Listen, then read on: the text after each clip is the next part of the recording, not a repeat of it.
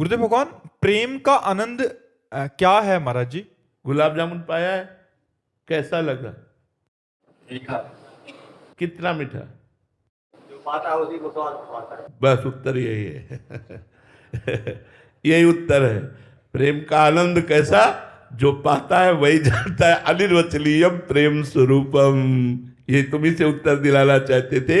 एक प्राकृतिक वस्तु रसगुल्ला का आनंद नहीं बता सकते तुम। बोले मीठा, बोले कैसा मीठा? बोले पा के देख लो। ऐसे ही प्रेम का आनंद क्या है? अनिर्वचनीयम प्रेम स्वरूपम। इसको वाणी से नहीं कहा जा सकता, चूंकि हृदय का विषय सूक्ष्मतरम, बड़ा सूक्ष्म है। अनुभव स्वरूपम, ये केवल अनुभव में आता है। प्रतिक्षण वर्धमानम, ये प्रतिक्षण वर्धमान है। ये विनिवृत्त कामा, ये समस्त कामना रहितम, ये कामनाओं को शांत कर देता है। तो जो कामनाओं में फंसे वो प्रेम सुख को क्या जाने? इसलिए भगवत आराधक ही जानता है हृदय का विषय। इसे वाणी से नहीं कहा जा सकता।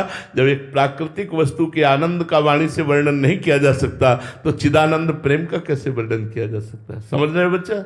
उसकी प्राप्ति का सूत्र। हाँ, प्रेम का यही बताने के लिए तो संत जन अपना जीवन धारण किए हुए हैं। प्रेम मूल यह नाम है, प्रेमी रसिक जपत यह नाम, प्रेम मगन निज बन विश्राम श्री हरिवंश जहार है। जो निरंतर नाम जप करता है, गंदे आचरणों का त्याग करता है, भगवत शास्त्रों का स्वाध्याय करता है, भगवत प्रेमी संतों के चरित्र पढ़ता है, भगवत प्रेमी संतों का संग करता है, उसके हृदय में प्रेम का स्फुरण हो जाता है। दूसरे शब्दों में, शांतिरव्यर्थ कालत्वम विरक्तिर्मान शून्यता, आशा बंदा समुत्कंठा नाम गाने सदा रुचि, आसक्तिस्तद गुणाख्याने प्रीतिस्तद वस्ति स्थले। अगर ये लक्षण है तो प्रेम का प्रादुर्भाव हो जाएगा। शांतिर, तुम्हें कोई सताए तुम शांत रहो, विचलित मत हो, उद्वेग को प्राप्त मत हो, क्रोधित मत हो। प्रतिक्रिया नहीं आनी चाहिए आपके हृदय में। प्रेम प्राप्ति करना है तो सबसे पहला सूत्र लिखा, शांति। जो आपका बुरा करे उसका भी आप भला करो। आपके अंदर उद्वेग नहीं आना चाहिए, क्रोध नहीं आना चाहिए, प्रतिक्रिया नहीं होनी चाहिए, उसकी क्रिया की प्रतिक्रिया नहीं होनी चाहिए। शांति, अव्यर्थ कालत्व। दूसरा, एक भी मिनट तुम्हारा समय भगवान से बिलग नहीं जाना चाहिए, कबहू काल वृथा नहीं जाए। अव्यर्थ कालत्व। अब अपने समय को देखिए, एक भी मिनट भगवान के चिंतन से हमारा चित्त अलग ना जाए। हम अपनी दिनचर्या ऐसी बनावें, ऐसे कार्य बनावें जिनमें हम भगवान का चिंतन करते हुए अपने कर्म को करें, चाहे वो व्यापार हो, नौकरी हो, किसानी हो, कोई भी कार्य हो। विरक्ति, अधर्म युक्त भोगों से वैराग्य धारण करना। समस्त भोगों से वैराग्य धारण करना ये निवृत्ति मार्ग है, लेकिन अधर्मयुक्त भोगों का त्याग कर धर्मयुक्त भोगों को भोगते हुए भगवान के मार्ग में चलना एक गृहस्थ मार्ग है।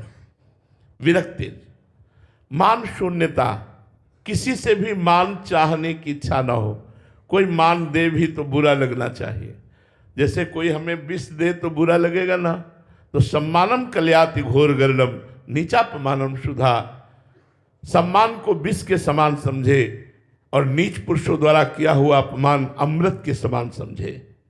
सम्मान का त्यागी ही भगवत मार्ग में आगे बढ़ता है। यद्यपि भगवत मार्ग में इसकी बहुतायत रहती है, लोग सम्मान देते हैं साधु मानकर, भक्त मानकर, लेकिन जो सम्मान को ग्रहण कर लिया वो पतित हो जाता है। इसलिए सम्मान को स्वीकार नहीं करना चाहिए अंदर से। सबहि मान प्रद आप अमानी, सबको सम्मान प्रदान करे, स्वयं सम्मान रहित रहे।